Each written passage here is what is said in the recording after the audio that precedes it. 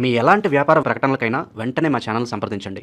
అందరికి నమస్కారం. నేను శిరీష. ప్రస్తుతం మనతో పాటు ఉన్నారు ప్రముఖ ఆధ్యాత్మికవేత్త, జ్యోతిష పండితులు ప్రొఫెసర్ డాక్టర్ ముల్లపూడి సత్యనారాయణమూర్తి గారు. గురుగారితో మాట్లాడదాం. నమస్కారం గురుగారు. నమస్కారం అమ్మా శిరీష. గురుగారు, ఈ జూన్ మాసంలో కర్కాటక రాశి వారికి ఎలా ఉండబోతుందంటారు? ఎలాంటి జాగ్రత్తలు తీసుకోవచ్చు అంటారు? ఈ జూన్ మాసంలో విశేషంగా గురుగ్రహ సంచారం కూడా జరగబోతుంది కాబట్టి దాని ఫలితాలు ఎలా ఉంటాయంటారు? ఒకసారి తెలియజేయండి. కర్కాటక రాశి అష్టమ గురుడు, అష్టమ రాహు ఉన్నాడు. ఇప్పుడు మనకి ఈ యొక్క గురు శుక్రులు ఇద్దరు కూడా మనకి మిథున రాశిలో ఉన్నారు 2వ తేదీ వరకు, జూన్ 2 వరకు.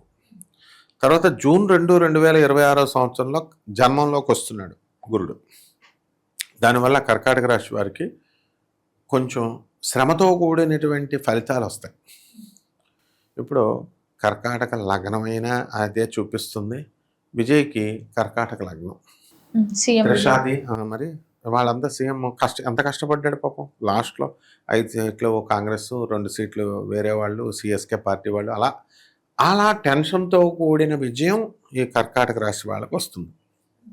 కాబట్టి ఈ విషయాల్లో కర్కాటక రాశి వాళ్ళు భయపడాల్సిన అవసరం లేదు.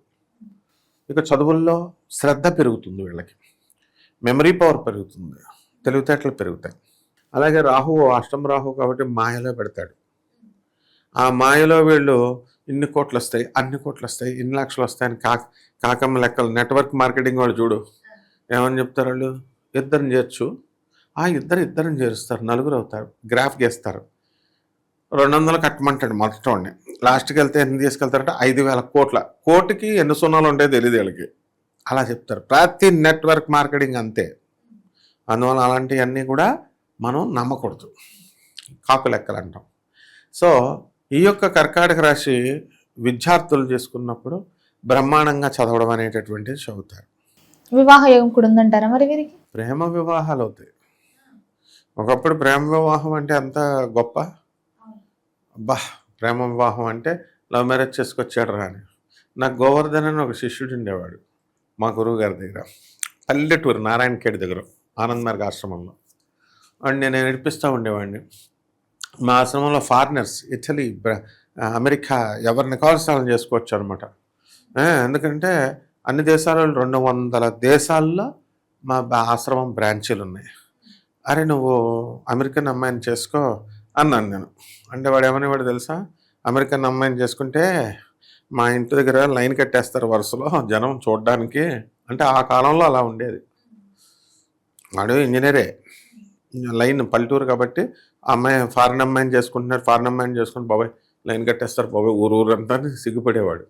అలాంటిది ఇప్పుడు ఫారిన్ అమ్మాయిని బోడు మంది చేసుకుంటున్నారు. ఎవరన్నా వస్తున్నారా అంటే కాలం మారింది.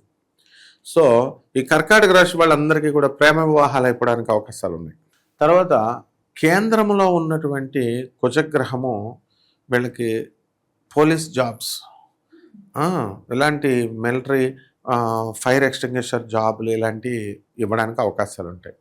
అలాగే వీళ్ళ పేరు మీద ఉన్నటువంటి స్థలాలు, ఇళ్ల స్థలాలు, పొలాలు అన్నీ కూడా రేట్లు పెరగడానికి అవకాశాలు ఉన్నాయి. అలాగే ఎవరైతే పోలీస్ డిపార్ట్మెంట్లో సెక్యూరిటీ, ఇలాంటి విజిలెన్స్ ఇలాంటి డిపార్ట్మెంట్స్లో పనిచేస్తున్నారో అటువంటి వారికి ప్రమోషన్స్ రావడానికి అవకాశాలు ఉన్నాయి. ఆ తర్వాత అష్టమంలో ఉన్నటువంటి రాహుగ్రహం వలన సమస్య ఏంటో తెలియదు కానీ మనసు మాత్రం బాధగా ఉంటుంది. అందువల్ల ఏమి ఉంటుందో సమస్య తెలియదు కానీ మనసు మాత్రం నిరాశ, నిస్పృహతో ఉన్నట్టు ఉంటుంది. గృహయోగం, వాహన యోగం కూడా ఉందంటారా? కర్కాటక రాశి వాళ్ళకి గృహయోగం చాలా మందికి వచ్చేసింది. 2 జూన్ 2026 సంవత్సరం తర్వాత ఈ గృహయోగం అనేటటువంటిది ఉంది. తర్వాత ఈ గృహంలో ఇల్లు కొనుక్కుంటేనే సరిపోదు, మళ్ళీ ఆ ఇంట్లో ఉండాలి కదా. వీళ్ళు బయట ఉంటూ ఉంటారు అద్దెళ్లలో. కానీ వీళ్ళకి ఇప్పుడు కర్కాటక రాశి వాళ్ళకి ఈ సంవత్సరంలో జూన్ 2, 2026 సంవత్సరం నుంచి మనకి 15 రోజుల వరకు వీళ్ళందరూ కూడా సొంత ఇళ్లలో ఉండడానికి అవకాశాలు ఉంటాయి.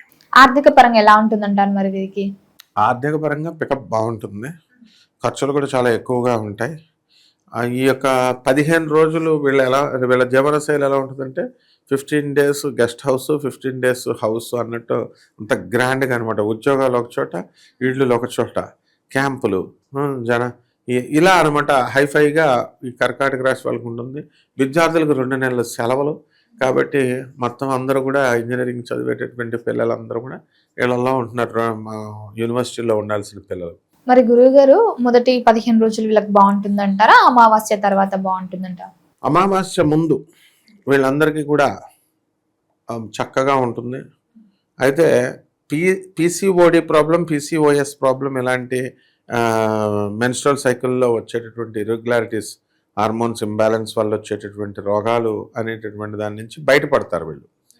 ఆ తర్వాత ఈ యొక్క అమావాస్య తర్వాత డయాబెటీస్ ఇలాంటి వాటికి అటాక్ అవ్వడానికి అవకాశాలు ఉంటాయి.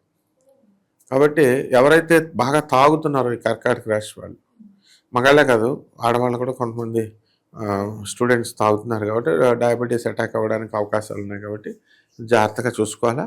అండ్ లివర్ సంబంధమైనటువంటి కాళ్ళ వాపులు ఇవన్నీ కూడా వస్తాయి. యూరిన్ పోసుకుంటున్నప్పుడు నొరగ అంతా వస్తుంది. అంటే ఇవన్నీ సిగ్నల్స్, ఫస్ట్ స్టేజ్ సిగ్నల్స్ అమావాస్య తర్వాత నీ కిడ్నీలు పోతున్నాయిరా అని చెప్పడానికి. అందుకని వీళ్ళు ఎవరైతే ఇలాంటి వాళ్ళు ఉన్నారో వాళ్ళు జాగ్రత్త పడి వైద్యం, మెడికేషన్ అవన్నీ తీసుకుంటే బాగుంటుంది. తర్వాత భార్యాభర్తల మధ్య కొట్లాటలు కొట్టుకుంటున్నారు.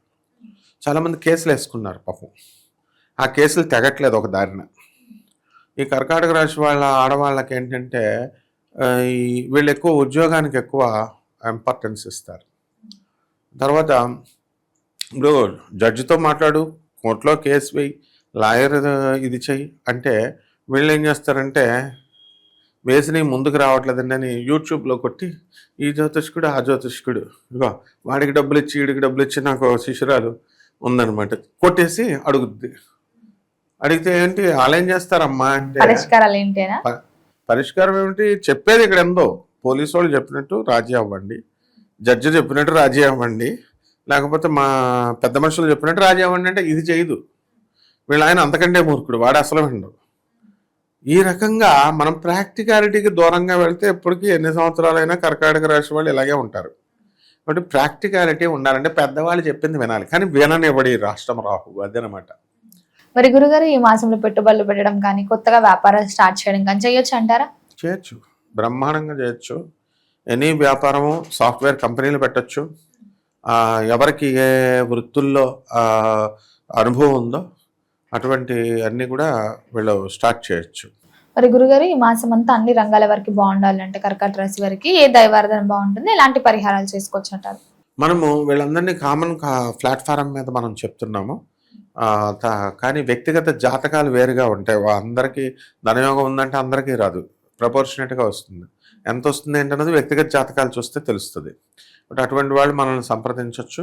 నెక్స్ట్ రెండవది ఏంటంటే ఏ దేవతారాధన చేయాలి అంటే, ఇప్పుడు జనరల్గా ఇప్పుడు మొన్న రేవంత్ రెడ్డి గారి ఉపన్యాసంలో పిల్లలందరికీ ఆడవాళ్ళకి గంగా, యమున, సరస్వతి ఇలా నదుల పేర్లు పెడతారు. ఎవరన్నా మూసీ పెట్టారా, మూసీ నది అమ్మాయికి అని అడిగారు. కరెక్ట్, ఆయన అడిగింది. మూసీ అనే పేరు ఎవరికి లేదు. నేను ఆ మూసీ నదిని ప్రక్షాళన చేసి ప్రజలకు అందిస్తాను. అలాగే దేవతల పేర్లు చెప్పగానే ఏమనుకుంటాం, లక్ష్మి, సరస్వతి, పార్వతి అంటాం. శిరీష అని దేవత పేరు విన్నావా నువ్వు? మరి గిర్నార్ అని ఉంది, గిర్నార్ దత్తాత్రేయుడు స్వామి కొండపైన. ఆ కొండపైన ఎక్కాలంటేనే 10,000 మెట్లు, పల్లకిలో మోసుకెళ్ళడానికి 10,000 రూపాయలు తీసుకుంటారు ఒక్కొక్కడికి.